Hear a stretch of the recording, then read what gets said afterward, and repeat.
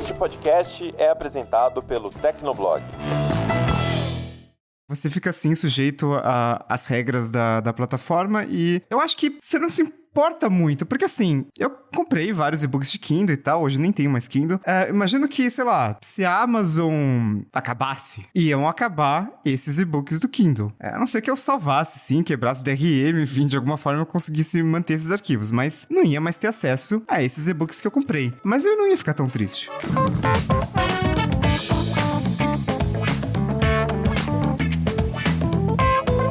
Olá, ouvinte! Seja bem-vindo! Está começando mais um episódio do Tecnocast. Eu sou o Thiago Mobilon. Eu sou o Paulo Riga. Eu sou a Ana Marques. Eu sou o Emerson Alecrim. E eu sou o Josué de Oliveira. Antigamente a gente tinha todo um apego com os nossos arquivos digitais, mas conforme a internet cresceu, filmes, shows e até fotos ficaram disponíveis em todos os lugares, sem que a gente precise se preocupar em salvar nada. Hoje a gente relembra como foi essa transição e conversa sobre o que a gente perde de não manter mais um arquivo pessoal. Mas antes, não esquece de dar 5 estrelinhas pro Tecnocast no Spotify, Apple Podcasts ou no seu aplicativo favorito de podcasts. E agora sim, bora pro papo.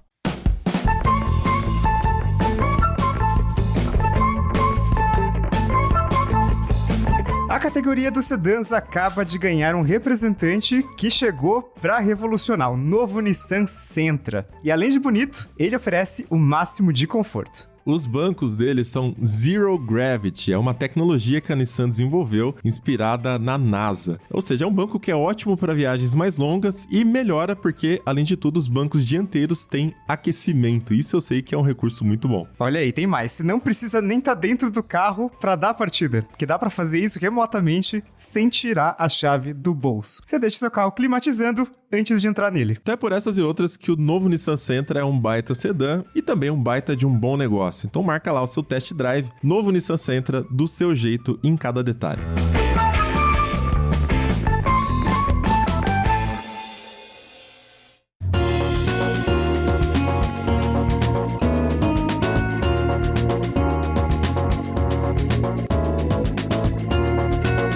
A gente estava conversando aqui na pré da gravação deste Tecnocast e Josué veio com uma ideia sobre como parece que a gente está perdendo o controle dos nossos arquivos, né? A Netflix tirando o filme do catálogo, de repente você quer assistir, não tem mais onde assistir, então meio que você tá pagando por um acesso, uma coisa que é temporária. Isso me lembrou uma história que eu queria começar contando, que foi meados de 99, não sei quando o colégio lá liberou o laboratório com internet pro pessoal usar. Foi meu primeiro contato com a internet, eu não tinha usado nunca, nem sabia o que era, fiquei perdidaço, né? O que internet que vocês estão falando? Mas aí, nessas idas pro laboratório, depois de passar vergonha no chat wall, achando que eram pessoas da mesma sala, e começar a fuçar ali na internet, eu descobri o maravilhoso mundo do ZSNES, se eu não me engano, né? O emulador de Super NES, e as ROMs que você baixava. Naquela época, a gente ainda usava disquete, pra ter uma ideia de quanto tempo faz. E eu lembro que o meu tio emprestou pra mim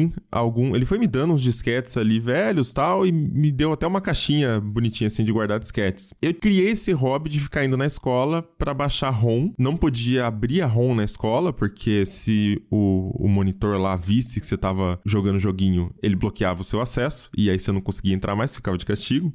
Então eu gravava no disquete e levava pra casa. O problema, pra quem não sabe, é que o disquete tinha 1.44 mega de tamanho. E as ROMs facilmente passavam desse tamanho. Geralmente dava em torno de 2 mega, né? Você precisava de 2 disquetes pra gravar um jogo. Não, é isso que eu tava lembrando enquanto você tava falando, porque as ROMs eram tipo múltiplos de 2, aí tinha ROM de 2 mega e acho que tinha de 4. E aí, pois, gravar no disquete também é sacanagem, né? Porque dá quase pra gravar uma ROM, mas não dá. Algumas davam, mas tinha algumas que realmente você botava 3 disquetes pra conseguir levar pra casa, sabe? E é aquela coisa que quem já usou sabe, né? Você coloca no WinZip, manda o WinZip gravar no disquete dividindo, chegou em casa, demora um tempão pra você conseguir extrair a ROM e, eventualmente, um disquete dá pau e você perdeu o jogo. Você tem que ir lá, baixar de novo, fazer todo esse esquema do zero, né? Mas, em casa, eu tinha um computadorzinho que meu pai usava pro trabalho dele, né? Acho acho que era um Pentium 133, se eu não tô enganado, com 3.2 GB de HD. E eu criei minha pastinha e fui salvando ali os joguinhos, as ROMs. Eu não sei, eu nem jogava tanto, mas era um hobby, saca? Tipo, eu tinha um apego por aquela pastinha, por todo o trabalho que eu tive de pesquisar na internet. Não usava nem Google na época ainda, acho que era Alta Vista. Então, foi difícil e eu me sentia, sei lá, pra mim rolava uma adrenalina de fazer isso, saca? Não era nem tanto pelo jogo, por jogar, era mais por ter aquela coleção, assim. Era por enganar o monitor que não sabia que você estava baixando o joguinho no laboratório da escola, onde o objetivo era a educação e você estava lá corrompendo o objetivo. Fora da lei, né? Criminoso ali. Mas aí isso começou a gerar alguns atritos com meu pai, porque ele falava que isso tava estragando o computador, né? Ele achava que... Ele até hoje ele tem essa crença, cara. Mas a gente já fala disso também. Ele não consegue ficar sem apagar as coisas. Ele acha que isso deixa o computador lento, ele acha que isso estraga o computador. Joguinho, então, isso estraga o computador, de fato. E eu lembro da gente almoçando um dia e ele falando que ia deletar, que ele ia apagar essas coisas, que ele não queria essas coisas no computador dele e tal. Cara, a pasta tinha 40 mega, saca? 40 megabytes. Enfim, aí um belo dia, de fato, ele falou que ia apagar e apagou na minha frente. E eu lembro como eu fiquei arrasado com aquela cena, saca? Dele apagando a pasta e limpando a lixeira. Eu gritando, pelo amor de Deus, não limpa a lixeira, não limpa a lixeira. Ele limpou. E, nossa, eu fiquei traumatizado com isso, saca? Enfim, mas estamos aqui, né, 23 anos depois falando disso, porque hoje a nossa relação com os arquivos é um pouquinho diferente. Né? Até mesmo arquivos que são pessoais, tipo fotos, a gente salva na nuvem. E ele existe lá enquanto a gente tá pagando uma assinatura. Mas a nuvem tem um lugar físico. E esse lugar físico também, né, eventualmente pode não existir mais lá os seus arquivos. Antigamente a gente tinha essa coisa de HD externo, ficar fazendo backup. Enfim, vamos começar por aí. Vocês tiveram essa fase? Eu nunca tive isso de ficar fazendo backup em HD externo também. Eu fazia backup em CD ou DVD. Quando eu conseguia dinheiro pra comprar CD RW, aí era ótimo, porque eu podia ter os arquivos ali, as últimas versões sempre, aí, deixa eu atualizar esse backup aqui. Aí eu transferia tudo de volta pro meu HD do computador, aí eu apagava o CD RW e gravava de novo. Não sei quantas vezes dava pra regravar aquilo, mas era uma época que eu usava mídia ótica, né, pra gravar. E, por incrível que pareça, era tipo 650 MB ou 700 MB um CD e dava pra muitas coisas ali. Tudo bem que essa, sei lá, era 2005, 2006. Então, até, sei lá, o HD interno do computador não era muito grande, era 20, 40 GB. Mas naquela época dava, né? Hoje a gente reclama que, com razão, de que a Apple só dá 5 GB grátis no iCloud, né? E todo mundo que faz backup do iPhone no iCloud tem que pagar porque não tem jeito. Eu também usava CD RW e tinha até um estojo de CDs em que eu guardava os meus CDs todos ali, e aí eu tinha aquelas canetas, né, de escrever no CD pra dizer exatamente o que tinha dentro, descrever o que tinha dentro de cada CD. Cara, o blast from the past disso, Ana, dessa cartela de CDs e essa caneta pra escrever, caramba, cara, eu não pensava nisso há muitos e muitos anos, cara. Era muito bom. E aí eu tinha tudo escrito bonitinho. E basicamente eu usava pra guardar fotos, porque eu tinha fotolog não, flogão, porque eu sou do Rio. E aqui a gente fazia uns flogões, assim, de, tipo, bandas, né? Então, eu tinha um flogão dedicado a Evanescence, um flogão dedicado a Slipknot. E não era fácil encontrar fotos naquela época na internet. A gente encontrava tudo em má qualidade. Então, quando a gente encontrava ótimas fotos, a gente salvava aquilo pra ir postando no flogão. E isso, obviamente, durava meses, porque você postava uma foto por dia, até 2 fotos por dia na conta grátis. Então, você tinha ali a sua pasta, né, de arquivos de foto e tal, GIFs também, umas coisas, assim, absurdas. Então, eu catalogava tudo isso em CD-RW e depois eu ia apagando e colocando novas, porque também não dava pra colocar muita coisa ali. E é isso, e era um mundo maravilhoso e mágico. Eu também fui da turma que usava CD e me lembrei, inclusive, que tinham lojas especializadas nisso. Você entrava no site lá que tinha mídias de várias marcas, vários tipos de CD, tinha DVD também, que foi um pouco mais tarde. Era legal porque você comprava em lote e obviamente saía mais barato, então você tinha a chance, por exemplo, de fazer um CD de música. Você baixava o seu MP3 lá de um disco de uma banda, ou então fazia uma espécie de álbum personalizado, escolhendo as suas próprias músicas, depois gravava no CD de música mesmo e, sei lá, usava no carro, usava no seu aparelho de som da sala. Essa parte era bem divertida, só que dava um pouco mais de trabalho. trabalho. Então, uma coisa que eu também fazia, que aliás eu faço até hoje, era ter HD externo. Só que naquela época, como época eu falo nesse período entre 2000 e 2010, HD externo era muito caro. Então, tinha os adaptadores que você pegava um HD interno, né, um HD normal, PATA na época, né, e depois vem o HD SATA, e você conseguia, com esse adaptador, fazer um HD interno funcionar como externo. Então, quando eu trocava de computador, por exemplo, eu fazia um upgrade, eu pegava o HD antigo e transformava ele no HD externo para backup. Eu mantenho esse hábito até hoje pela preocupação de ter um backup do backup, porque assim como todo mundo aqui, eu imagino, eu uso as nuvens para guardar meus arquivos, que ainda são importantes, mas ainda tem alguma parte que eu prefiro guardar no HD que fica aqui encostado, porque, sei lá, de repente eu fico sem acesso, ou por algum engano eu apago o conteúdo nas nuvens também, que já aconteceu isso comigo. Então, como backup do backup, eu ainda mantenho esse hábito, né, de usar o HD externo. Ou então eu mantenho por ser um hábito que eu desenvolvi, e como sou uma pessoa de mais idade, né, digamos assim, eu mantenho isso como uma forma de tradição. Então, enquanto o Alecrim falava, eu lembrei, cara, eu fazia muito essa coisa de gravar CDs personalizados. Isso aí, idos de 2006, 2007, por ali, a gente tinha um conhecido que gravava esses CDs, a gente passava uma lista pra ele, aí dava o CD, ele gravava e fazia o que hoje seria uma playlist pra gente, né, tipo, muito diversificada, vários artistas diferentes e tal. Então eu tinha vários desses CDs que eu colocava naturalmente no meu estojinho, escrevia lá com a caneta especial que a Ana mencionou. E também o lance do HD externo, eu tenho um que eu coloco coisas até hoje, assim. Muita coisa de faculdade que eu tinha super organizadinho no meu computador antigo, hoje estão nesse HD externo. Várias vezes eu me lembro que eu tenho que fazer um novo backup disso, colocar no Drive, o Dropbox, qualquer coisa do tipo, mas eu esqueço. E aí agora eu vou, eu tenho como uma tarefa pra fazer aqui, pra colocar mais tarde, porque é isso que o Alecrim tava falando, eu tava pensando, tipo, realmente, quem tem um só tem nenhum, né? Porque qualquer coisa que aconteça com esse HD externo, eu tô perdido e perco essas memórias, digamos, são arquivos, né? São trabalhos, mas são coisas pelas quais eu tenho algum carinho, assim, né? Porque, de fato, era um período importante da minha vida. Mas, caramba, HD externo e esses CDs personalizados realmente são coisas que parecem soar quase de outra época, né, cara?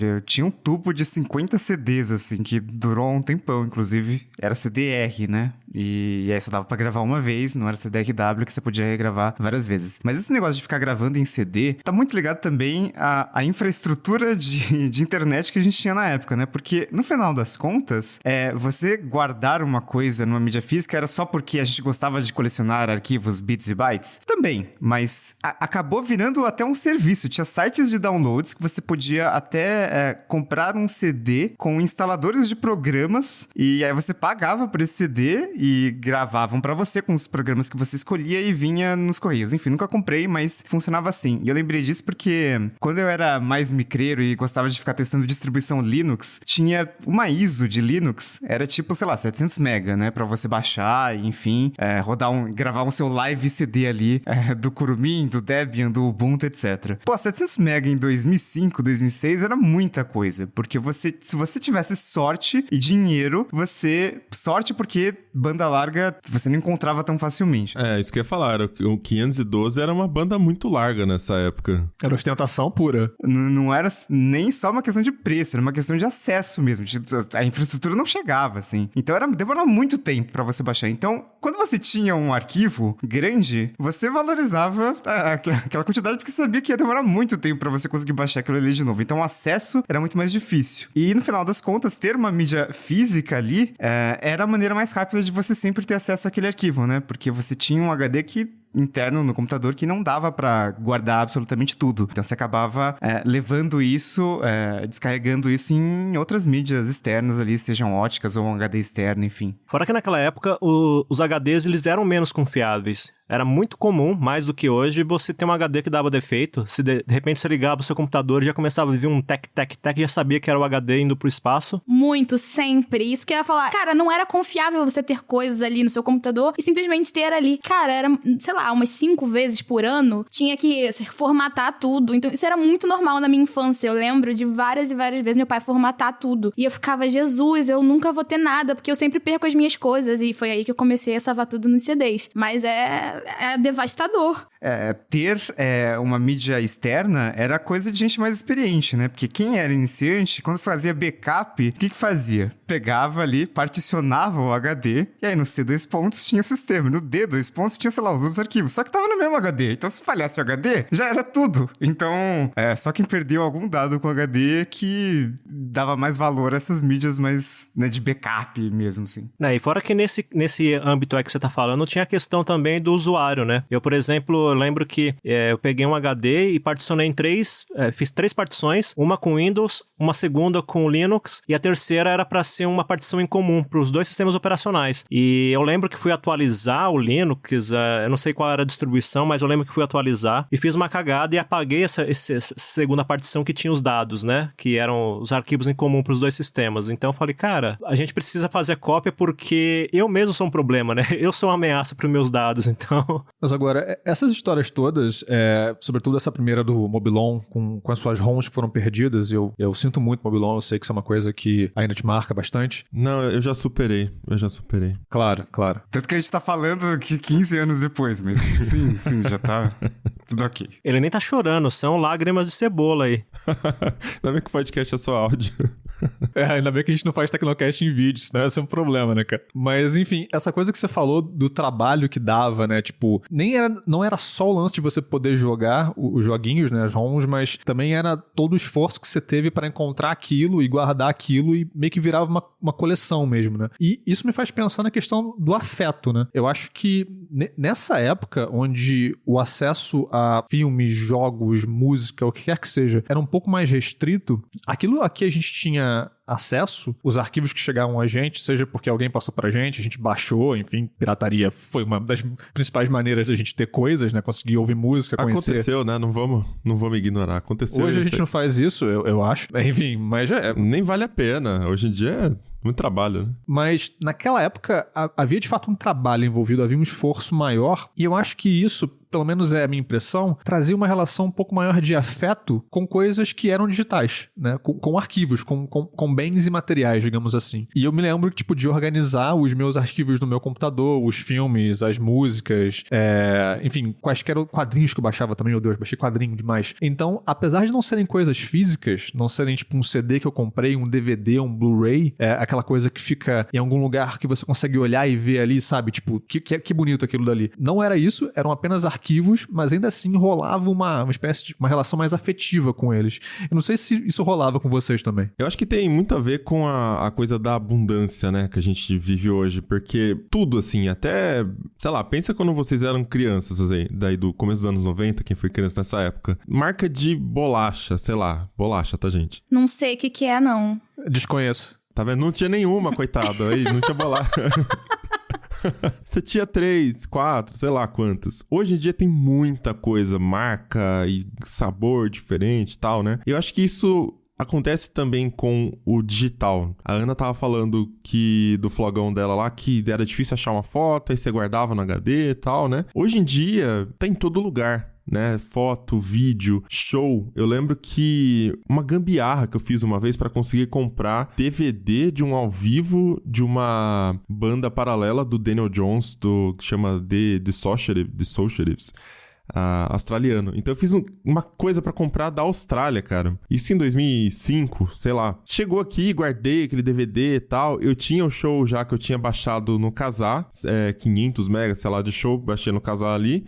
Mas aí comprei o DVD. E, cara, você fica, nossa, isso aqui é uma coisa rara. Isso aqui é uma coisa de fã, sabe? Isso aqui é uma coisa muito legal de ter aqui, um colecionável, sei lá do que. Hoje em dia, você entra no YouTube, tá tudo lá, saca? Em qualquer site de filme, sei lá, Ela vai ter tudo ali que você quiser encontrar. Filme, foto, etc. Então eu acho que esse apego tinha muito a ver também com a dificuldade de se obter as coisas. Super Nintendo era caro, óbvio, né? Não era uma coisa que todo mundo tinha, apesar de ter sido extremamente popular. Mas a gente não tinha jogo igual tem hoje. Hoje é digital, o pessoal compra ali digital e tal. Naquela época, era o esquema de se alugar uma fita no final de semana. Ou se alugar 2 na sexta pra devolver segunda, né? Uma no sábado ou 2 na sexta, pra devolver segunda-feira. Então, cara, era sempre aquela expectativa, e aí final de semana você não saía de frente da TV. Levava a bronca da família inteira, porque tava o tempo todo jogando. Então, acho que esse momento da minha adolescência, quando eu baixei as ROMs, e depois quando eu baixei o show no meu HD, né? Eu acho que tinha muito ainda essa sensação de, cara, eu nem tenho mais tanta vontade de jogar, mas isso aqui é uma coisa rara, saca? E hoje em dia você compra um mini SNES que tem não sei quantos jogos na memória, ou você compra no AliExpress um game portátil de mão, assim, custa 150, 200 reais, e tem todos os jogos do SNES, do Mega Drive, não sei do que lá,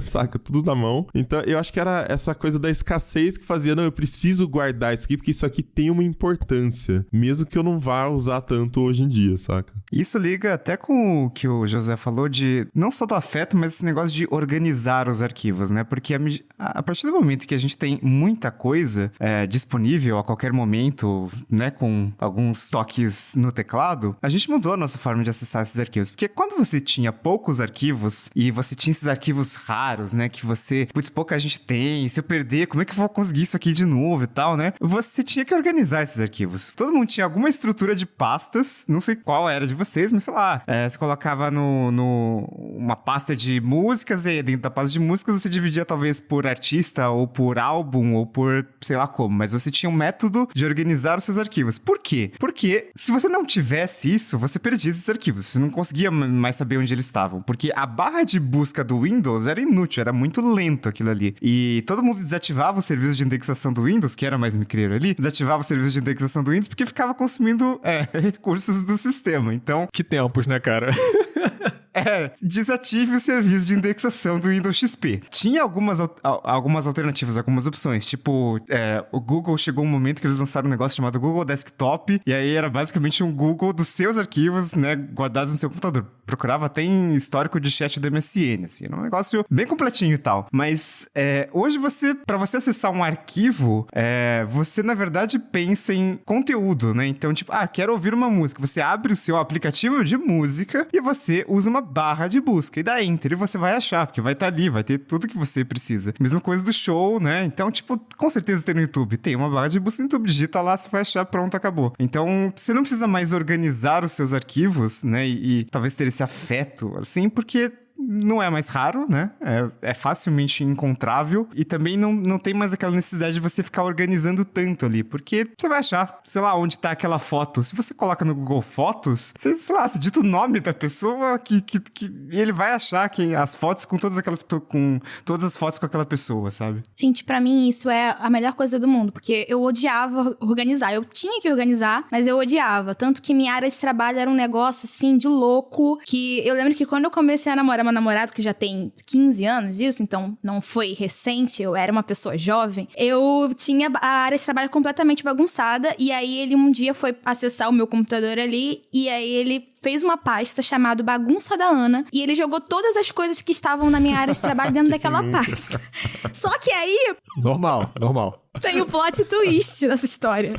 Quando ele foi jogar as coisas dentro do Bagunça da Ana, numa pasta, ele ia pegar a Bagunça da Ana e jogar dentro de documentos. Quando ele fez isso, já existia um Bagunça da Ana. Ele teve que criar o Bagunça da Ana 2. Então, assim, essa história, isso nunca sai da minha cabeça, porque eu era muito ruim em organizar coisas no computador. E pra mim, a busca ter ficado tão melhor, assim, ela ter evoluído, assim, nível conta Google, você acha qualquer coisa da sua vida, buscando na barra, isso pra mim resolveu a minha vida completamente. Então, hoje em dia, eu preciso de um documento, RG, cópia do RG. Eu só jogo ali no Drive, RG, já aparece meu documento, ou então documento aparece, certificados, tá tudo na minha conta Google. Então, ao mesmo tempo que é terrível, é bom pra mim, uma pessoa que claramente não gosta de organizar coisas no computador, pra mim isso dá um quentinho no coração, assim. Olha, eu peguei uma época em que, assim, acho que a maioria das pessoas começou a baixar música usando Kazaa, usando Napster, né, esses programas de compartilhamento de arquivos, mas eu comecei no Mirk, né,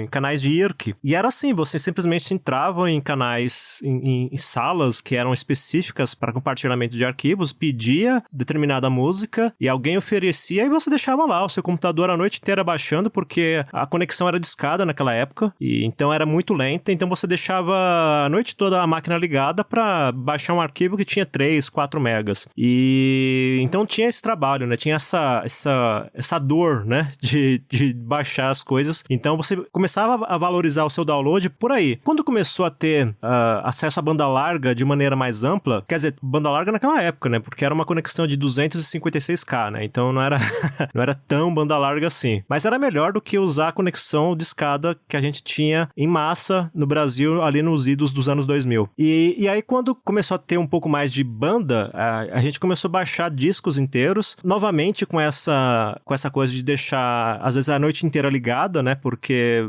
apesar de ter um pouquinho mais de banda, ainda demorava mais, porque era um conjunto de arquivos, não era uma música só. Chegou um momento, assim, que todo mundo tinha um certo, pelo menos do meu círculo de amizades, né? Todo mundo tinha um certo orgulho dos álbuns que tinha. Então, eu lembro que eu cheguei a ter 3.000 músicas, né? E a gente ficava comparando. Nossa, eu tenho 3.000, eu tenho 4.000, não sei o quê. E depois havia uma preocupação em você organizar aquilo de uma forma até como se fosse um ritual. Então, por exemplo, você baixava um CD de uma banda que você gostava e só o nome do arquivo tinha o nome da música. Aí você buscava um programa na internet ou então acessava bancos de dados para colocar os detalhes daquela música no meta-arquivo, nos metadados do arquivo. Então você colocava o ano de lançamento, o nome do artista, o nome do álbum e assim por diante. A capa do álbum, né? A capa era muito importante, verdade. Exato. Eu tinha um programinha que eu tinha comprado, inclusive acho que era TuneUp, que chamava, e ele encaixava no iTunes, assim, e fazia isso automaticamente. Na hora que você tava tocando a música, você abria ali o coisinho, dava um clique nele, e ele automaticamente puxava as informações e salvava ali. Não sei que fim que deu isso, mas faz tempo já. Não, e hoje isso seria feito por inteligência artificial, né? Se a gente tivesse essa necessidade. Mas naquela época, você tinha que ir na sorte mesmo, usar esses programas. E depois, era até engraçado, porque a lógica da época era você compartilhar, né? Porque se você teve dificuldade pra achar aquela música, outra pessoa também vai ter. Só que às vezes você ficava tão orgulhoso do seu acervo que você ficava, eu tive tanto trabalho pra organizar isso que eu não vou compartilhar com ninguém, né? Começava a inverter a lógica das coisas, Virava né? o tio Patinhas ali no...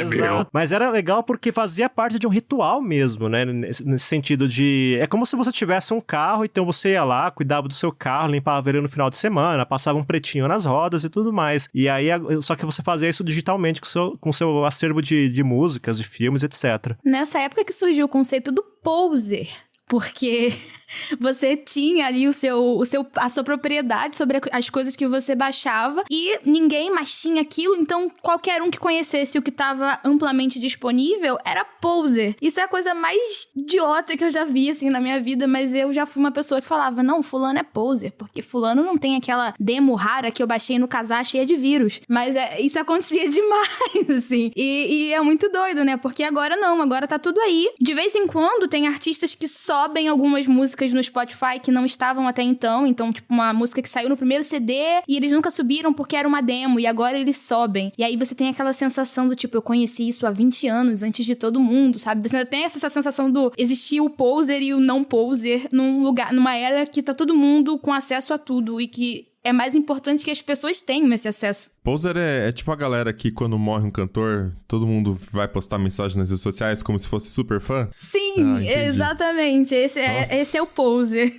Galera que tinha camiseta do Ramones e não conhecia a banda. Mas isso aí, tem lojas que estão, né, favorecendo isso, vendendo fast fashion aí, vendendo, não vou nem citar nomes porque não estamos sendo pagos, vendendo camisa de banda aí pra qualquer um que nem conhece a banda usar. Isso é um absurdo. Mentira, Olha, eu acho isso mó legal. Pra qualquer um. Eu Quem acho vocês isso mó pensam legal. que são?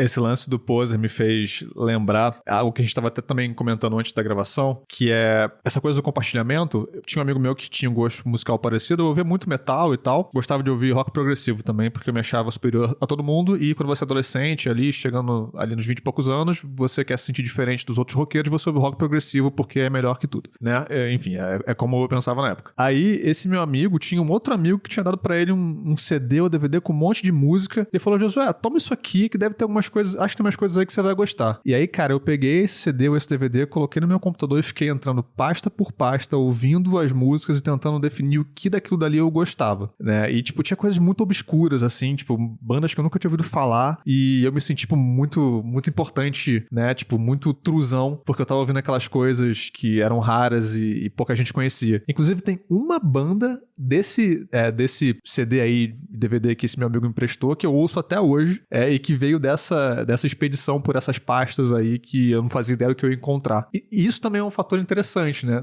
Nessa época, tipo, você podia baixar uma música que vinha com o nome da música que você queria e não era a música que você queria, né? Então tinha toda essa coisa de você acabar descobrindo coisas novas por acaso, porque um amigo seu te prestou um CD aleatório, por exemplo, em que hoje não rola. Você sabe mais ou menos de onde vem as recomendações. Normalmente é pelo YouTube, pelo Spotify, ou sei lá, algum outro aplicativo de streaming de música, enfim, que vai ter ali algum algoritmo que vai te fazer recomendações com base no seu gosto. Então, essas recomendações normalmente costumam acertar, porque estão se baseando num gosto que você já manifestou. E nessa época você podia acabar descobrindo coisas novas, músicas novas, de maneiras até difíceis de você rastrear exatamente. Pô, de onde veio isso daqui? Eu nem sei quem era um amigo do cara que emprestou o CD pra ele, entendeu? Então, sei lá, é o tipo de experiência que é impossível de reproduzir hoje.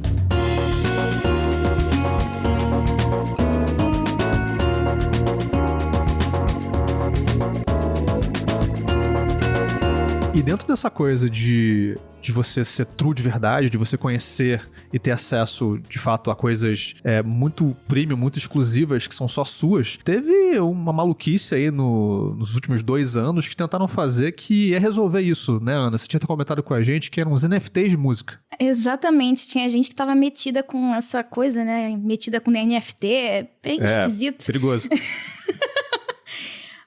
Mas foi meio que um surto coletivo, que dizem que não morreu, mas eu não conheço ninguém, assim, que já comprou um NFT. Eu não sei se vocês conhecem que comprou um NFT musical, né, na verdade. Talvez não tenha coragem de falar, né? Pode ser isso também. Eu acho que as pessoas... Pois é. As pessoas não têm essa coragem de falar. Mas aconteceu. Acho que em 2021 muita gente lançou...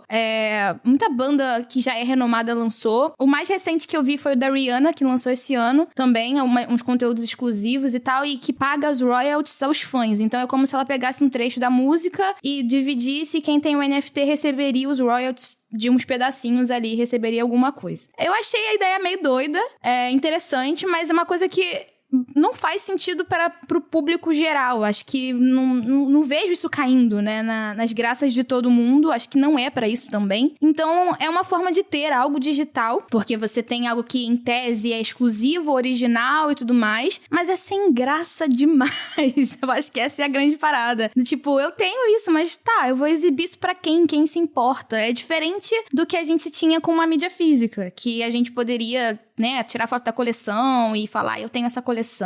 Quem tem coleção de CD e já encontrou ídolo, geralmente leva, né, pra assinar. Eu já fiz isso, de tipo, pega minha coleção de CDs inteira e vou levar pro cara assinar. Aquilo ali pra mim vale mais do que qualquer coisa, sabe? Tipo, nunca vou me desfazer daquilo e é meu e é maravilhoso. Agora, um NFT é um negócio tão frio, né, que bem que veio assim, muitas bandas famosinhas acabaram lançando alguma coisa, ou então bandas mais indie, assim, né, pra estar ali no topo da invenção tecnológica do negócio. Mas hoje em dia eu acho que deu uma boa esfriada. Não vejo isso acontecendo. Assim, vejo sites de música falando, isso aqui é uma boa alternativa para rentabilizar a música digital e etc.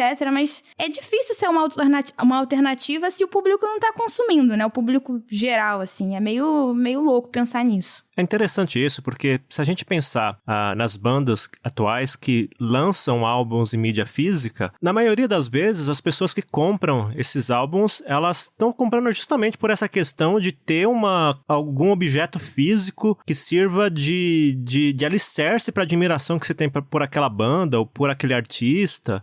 Eu lembro, por exemplo, que recentemente o Metallica lançou um álbum novo, o 72 Seasons. Eles fizeram pequenos vídeos nas redes sociais mostrando o unboxing do vinil, do CD e também da fita cassete do álbum, né? Eu falei, nossa, cara, que... Fita cassete? Até fita cassete, cara. Meu Deus, cara. Assim, na hora que eles estavam fazendo um unboxing, principalmente do vinil, que é maior, então você abria ali, tinha todo aquele ritual de tirar o plástico, aí você abria o álbum, aí tinha um encarte lá com o nome das músicas, tinha o próprio vinil, quer dizer, né, cara, é um negócio bem interessante, né? Eu acho que é mais ou menos uma experiência igual a de você comprar um celular novo, um iPhone e tirar da caixa, sabe? Tem todo aquele prazer de ver aquela coisa nova. Essa coisa é tão importante pra banda, e eu acho que eu tô falando do Metallica, mas acho que isso vale pra vários outros artistas, que o Metallica comprou uma participação majoritária na gravadora que grava esses álbuns, né? Então, e eles venderam, acho que desde 2014, que quando eles começaram com essa parceria, que é a gravadora Furnace Record, eles conseguiram vender mais de 5 milhões só de vinis, né, com essa parceria. Quer dizer, então o pessoal realmente compra. E eu vejo, assim, que tem gente que compra, de fato, pra ouvir, né, porque prefere ouvir a música do vinil, seja por questão de qualidade, ou seja por ser algo mais low, né, mais tranquilo do que ficar pulando de música direto no Spotify. Mas vai ter muita gente que vai comprar, de fato, pra ter, né, eu quero ter aquele álbum, né? Quero sentir que eu tenho algo físico que representa esse momento, que representa o meu apreço pela banda e assim por diante. Você vai encontrar esse comportamento também, por exemplo, com relação a jogos, né? Por exemplo, a gente tem o caso aí do Nintendo Switch, né? Tem muita gente, como a Nintendo não baixa muito o preço, ou não baixa, né? Simplesmente não baixa o preço dos jogos que ela lança. Aqui no Brasil, por exemplo, os jogos do Nintendo Switch custam, em média, R$300. Então tem gente que vai lá e compra a mídia física do jogo, porque vai jogar e depois vai revender aquela mídia física para recuperar pelo menos parte do dinheiro. Mas tem gente que compra porque realmente quer ter a mídia física, sabe? Quer ter uma representação daquele jogo, talvez por ser fã da franquia ou talvez por ser fã do console, mas quer ter alguma forma de representação. Então é interessante que a mídia física hoje, ela tem um valor mais emocional, né, para a maioria das pessoas do que prático, né? Se você vai jogar, basta você baixar o jogo no seu videogame e pronto, né? Se você vai ouvir música, você abre o Spotify no celular e pronto, já tá tocando. Se você vai ouvir música via vinil, você tem que ir lá, pegar o tocador de disco, colocar o vinil lá e depois regular o volume, enfim, tem que colocar a agulha lá, se não for um que faz isso automaticamente, tem todo um ritual mais trabalhoso. Então, a mídia física hoje, em vários sentidos, virou uma questão de valor emocional, né? Não tanto um valor prático. Mas no Switch tem algumas questões racionais. Então, por exemplo, no Switch que não é o OLED, né, ele tem só 32 GB de memória, né? E tem, sei lá, 20 pra você usar. Você pode colocar um cartão de memória ali e tal. Eu coloquei, mas mesmo assim tem limitações, né? Você não vai colocar facilmente um cartão de memória de 500 GB ou 1 TB, que é o que você teria num PlayStation ou no Xbox. Então, e os jogos são pesados também, né? Tem jogos que chegam a 20 GB, por exemplo, né? Então você usa toda a memória com um jogo só, e aí é meio chato. E sim, tem o valor emocional, mas pô, saiu o Zelda novo e tal, né? Ele vai ser pesado, por que não comprar uma mídia física? Então tem essa questão do espaço. A segunda questão é que na Nintendo, os jogos nunca baixam de preço, né? Tipo, Breath of the Wild, que foi lançado no lançamento do Switch, lá em 2017, é vendido por R$300 no Brasil ainda, né? Então, meio que você sabe que ele não vai desvalorizar tão rápido, e se você enjoar do jogo e quiser revender, você pode, porque é uma mídia física. Pelo fato de o novo não desvalorizar, você consegue vender o usado por um valor bem relevante. E o terceiro, simplesmente pelo acesso ali, né? Então, já que você não vai ter todos os seus jogos baixados ali, e muitas vezes é um console que você usa no modo portátil, então numa viagem e tal, você não precisa se preparar, simplesmente você leva o cartucho, que é minúsculo, é pequenininho, né, aquele cartucho que todo mundo lambeu no lançamento, e tudo bem, você consegue levar vários jogos de uma vez só. Lógico, tem muito fator emocional, né? de você ter uma capinha de um jogo que é muito maior do que o cartucho, que é minúsculo, mas tem alguns fatores em alguns ecossistemas que ajudam a manter esse mercado de mídia física aquecido, né? Essa questão da posse de um arquivo digital, da versão digital de alguma coisa, é um ponto interessante, né? Porque quando a gente assina um serviço de streaming, por exemplo, um Netflix ou um Spotify, que é de música, enfim, a gente tem a noção bem clara de que o filme que você está assistindo não é seu, né? Você pagou para ter acesso a ele, você paga uma mensalidade e você vai ter acesso a todo aquele catálogo de produções. Quando você compra um arquivo digital de um filme, por exemplo, pode parecer que é uma compra, mas não é. E é importante a gente trazer isso à memória de vez em quando só para colocar as coisas nos seus lugares, que é quando você compra um filme no Google Play, por exemplo, aquilo não é seu. Você não tem acesso ao arquivo, por exemplo, você só pode assistir ao filme naquela plataforma. Então, talvez a palavra compra seja até meio errada nesse contexto. O mesmo vale, por exemplo, para quando você compra um e-book na Amazon. Né? Você está lendo ali o seu e-book no seu Kindle, então aquele e-book não é seu. Tem uma coisa que é o DRM, né, que tem para todo tipo de arquivo comprado, né, que é o Digital Rights Management, que é ali uma trava que te impede de acessar diretamente aquele arquivo, colocá-lo numa outra plataforma, tirá-lo basicamente do ecossistema onde você deve consumi-lo. Né? Então, é interessante essa questão da posse, porque quando você tem uma coisa física, uma mídia física, seja ela qual for, quando você compra, aquilo é seu, ponto, ninguém pode tomar aquilo de você pode emprestar, então é fácil você estabelecer uma relação de efetividade maior com aquilo do que com o arquivo digital. Ainda mais quando esse arquivo digital, veja só, sequer é seu no sentido prático da coisa, você não pode emprestar um livro que você comprou no Kindle. Por exemplo, se você fizer isso, você tem que baixar um programinha, fazer ali um crackzinho, você tira o DRM, e só que na prática isso é teoricamente pirataria. Você não deveria fazer isso. Então, essa coisa da mídia física como um lugar de efetividade fica cada vez mais enfatizado, né, cara? E eu acho que, pelo menos do meu lado, o que eu observo bastante é que com música, por exemplo, o digital meio que virou a regra. Né? Com jogos também tem muita gente que compra mídia física, é claro, mas soluções como Steam, Epic Games, que você tem ali a sua biblioteca e tal, você tem acesso o tempo inteiro. Cara, isso é muito prático e de fato se tornou talvez se não a opção majoritária no mercado, uma delas. No caso de livros, por exemplo, que é muito claro pra mim, não se tornou, tanto que e-books vendem muito menos ainda do que livros físicos, né? Então o livro físico ainda é a regra nesse mercado, ou seja, a mídia física não foi superada pelo digital, muito longe disso, mais e mais você tem essa coisa de você poder ter uma relação de afetividade com aquilo. Você levar pro autor autografar, por exemplo, você ter uma coleção na sua estante, você poder olhar e você, sabe, de fato ter uma relação diferenciada com aquilo. É isso, a mídia física tem essa questão de um carinho maior, né, de uma relação diferente, porque de fato ela é sua. O arquivo digital, mesmo aquele que você compra, muitas vezes ele sequer é seu. Cara, é interessante também esse ponto aí, porque quando eu era adolescente, e eu tô falando de coisa de 20 anos atrás, eu tinha em mente que assim, eu vou trabalhar, eu vou comprar minha própria casa e eu vou pegar um quarto e transformar numa biblioteca. Literalmente uma biblioteca, inclusive com direito a poltrona para ler os livros, com um sisteminha ali para catalogar tudo. Enfim, eu queria de fato ter uma biblioteca em casa. E aí é óbvio que teve uma época que eu comprava livro adoidado, né? Livro físico. E aí você começa a ter um problema de espaço, né? Primeiro porque você vai ter uma biblioteca em casa e vai ocupar um quarto. É um quarto que está sendo ocupado. Segundo, porque dá trabalho limpar aquilo tudo, né? Se você deixar o livro largado lá, ele começa a ficar amarelado. Nossa, limpar estante de livro é terrível, né? Coisa mais chata. Pois é. E aí eu falei, cara, eu não quero isso. E como eu gosto bastante de ler, o Kindle caiu como uma luva pra mim.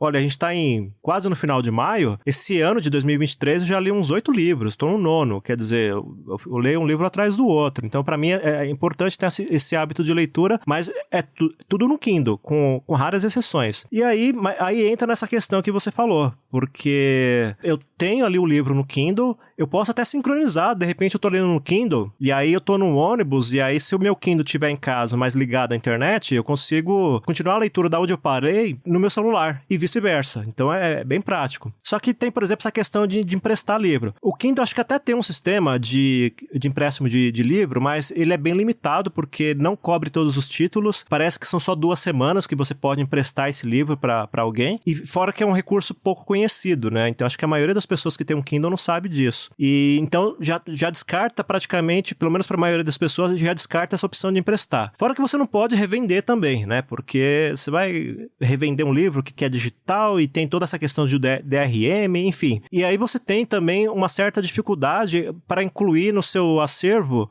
livros que você baixou. No Kindle, por exemplo, dá para fazer isso. Você tem um e-mail específico lá na sua conta, aí você manda um arquivo anexado nesse e-mail e ele automaticamente vai cair lá no seu acervo. Ou então por USB mesmo você pode fazer. Pode inserir na pasta Documents.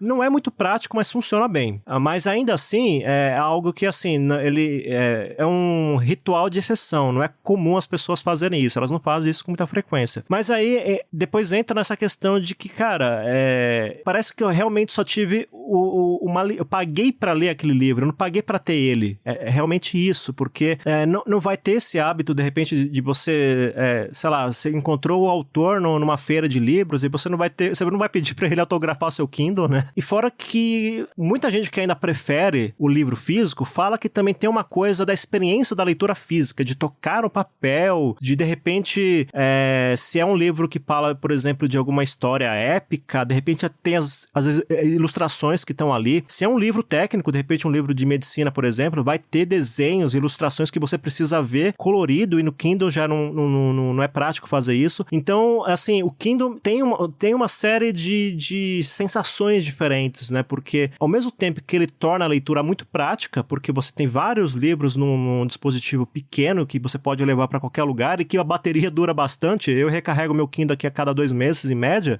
Você tem essa questão de parece que tá num universo sozinho, porque você não compartilha aquele livro com ninguém.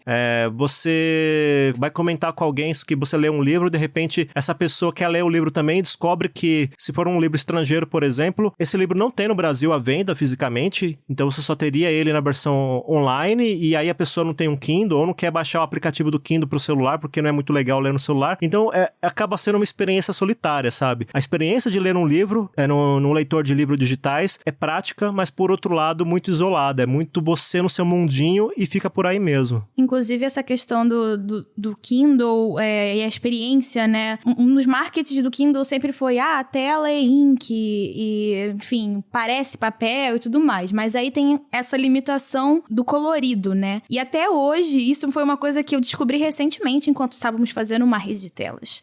Que até hoje o e-ink, existe um grande desafio na produção de telas e-ink, porque como a gente está lidando ali com materiais físicos, são micropartículas de tinta, isso é difícil de escalar no nível de cores, né? Então é uma coisa bizarra que eles ainda estão estudando. E por isso eles nunca conseguiram, a galera lá da indústria lá de e-ink, que inclusive é uma marca e-ink, porque a tecnologia é e-paper, mas e-ink, eles estavam, né, procurando pra ver como é que funciona, de escalar isso e oferecer mais cores, porque eles estavam querendo oferecer catálogos de revistas de moda. E obviamente pra isso não tem como você botar uma coisa ali preto e branco ou com cores muito limitadas, que é o que a gente tem de tela colorida, né, de ink. E até agora ainda não conseguiram encontrar a melhor solução, né? Ainda estão testando tecnologias e fazendo experimentos, e ainda é muito caro, e ainda é muito difícil de fazer, de produzir, e ainda estão testando muita coisa, experimentando muita coisa. Então, pode ser que daqui a uns anos, não sei, a gente tenha outra experiência com Kindle, que ainda não dá pra ter. Mas realmente, do jeito que tá hoje a tecnologia de e-paper, é difícil a gente conseguir. Quando a gente pega um livro físico, por mais que dentro, né, tenha as folhas ali em preto e branco e tudo mais, a capa, geralmente, ela é muito apelativa, né? Tem gente que compra só pela capa, e tem aquele velho ditado de não compre um livro pela capa, mas é isso que a maioria das pessoas faz. E no e-book ali, no Kindle, a gente não tem isso, a gente não tem esse apelo todo, e aí é muito complicado, né? Porque se a maioria das pessoas está indo por aquilo ou para se conectar ali com todo o conceito daquela obra, isso envolve cores, isso envolve texturas, e não tem isso no digital, aí é muito difícil dar certo, né? É muito difícil superar as vendas do físico, enfim, ser uma experiência melhor. E complementando isso tudo que vocês falaram, tem ainda um outro ponto um pouco mais sério, é mais raro de acontecer, mas pode acontecer, que você pode perder acesso àquilo. Deixa eu dar um exemplo prático disso. A Microsoft já teve uma loja de e-books. Vocês sabiam disso? É uma coisa que é tipo um delírio que de vez em quando eu me lembro. Ali no Windows 10 eles colocaram uma loja de e-books. Essa loja foi fechada depois, em 2019.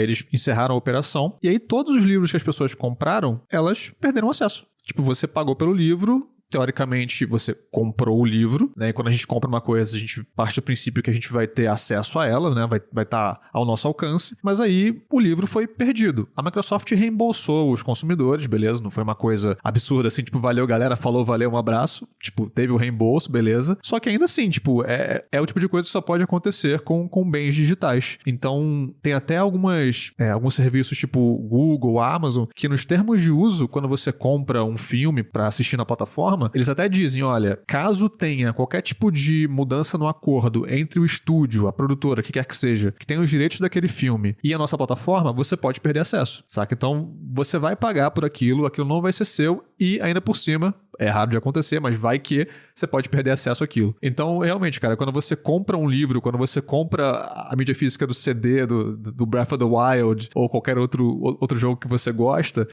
não tem nenhum tipo de dúvida. Aquilo é seu, a sua relação com aquilo é uma relação que pode ultrapassar o mero uso e se desenvolver numa relação de afetividade, de carinho, de boas lembranças, etc. Então, eu acho que, de fato, vai ter sempre esse aspecto que é difícil de contornar. A parte difícil mesmo é quando você vai se mudar e, de repente, você olha em volta e percebe, nossa, tem 6 caixas só de livros. E é tudo tão pesado que eu não consigo levar uma só dessa. Eu tenho que ficar arrastando, igual um idiota, sabe? E, bom, posso ou não estar contando uma história que aconteceu comigo, com um amigo meu, enfim. Não, a gente nem sentiu na sua voz que seja algo desse tipo, acho que não.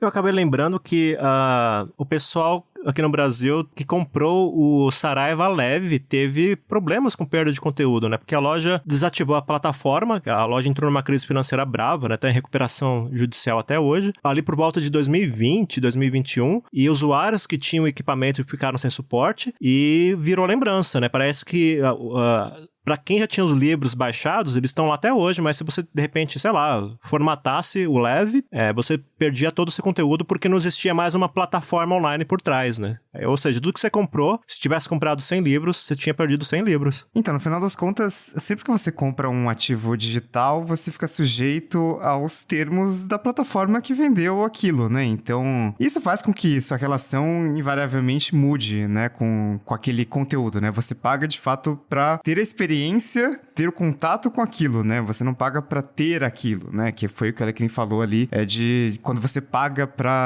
por um e-book do Kindle, né? Então, acho que coisas parecidas acontecem, por exemplo, com filmes. Eu geralmente alugo filmes quando eles acabaram de sair do cinema e vão demorar muito pra chegar no streaming, né? Então, tá lá, sei lá, R$15, beleza, tem uma TV legal, tem um som legal, vou assistir em casa um filme que acabou de sair do cinema e tal, ou ainda tá em cartaz, mas já tá pra aluguel digital, por exemplo. Se eu quisesse comprar aquele filme digital, seria 3 vezes o preço.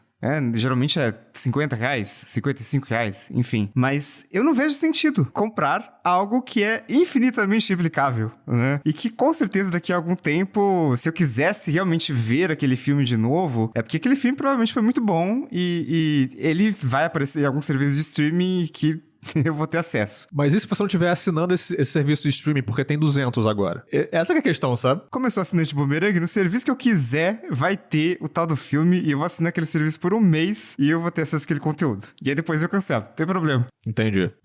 Mas você fica assim sujeito às regras da plataforma e eu acho que você não se importa muito, porque assim, eu comprei vários e-books de Kindle e tal, hoje nem tenho mais Kindle. Imagino que, sei lá, se a Amazon acabasse, iam acabar esses e-books do Kindle. A não ser que eu salvasse, sim, quebrasse o DRM, enfim, de alguma forma eu conseguisse manter esses arquivos, mas não ia mais ter acesso a esses e-books que eu comprei. Mas eu não ia ficar tão triste. Mesmo com a grana que você gastou, cara? Tipo, é seu dinheiro ali, sabe? É porque faz tanto tempo e... Faz todo tempo. São apenas arquivos, são bits e bytes, e que eu já li, e que provavelmente eu não vou ler de novo. Agora, se meus livros físicos pegassem fogo, por exemplo, aí acho que eu ia ficar bem triste. Porque, enfim, era uma coisa física, era uma coisa, sabe, que eu conseguia pegar na mão. Enquanto que um arquivo é um arquivo. E apesar de a relação ser muito parecida no sentido de consumir aquilo. Então, tem vários livros físicos que eu não vou consumir de novo, provavelmente. Tá ali, juntando poeira e tal, é um saco para limpar, mas tem uma relação diferente. Cara, realmente, tem essa questão. Um dia desses eu pensei sobre isso. Falei, nossa, de repente repente a minha conta do Kindle é fechada, ou a Amazon com certeza não vai acontecer, mas se isso acontecer, o que eu faria dos meus livros, né? Aí eu pensei, nossa, eu não vou ler de novo esses livros. Eu leio uma vez, acabou, né? Raramente eu procuro um livro de volta para ler, a não ser, por exemplo, quando eu quero pesquisar um trecho específico que eu marquei quando estava lendo, né? Então, mas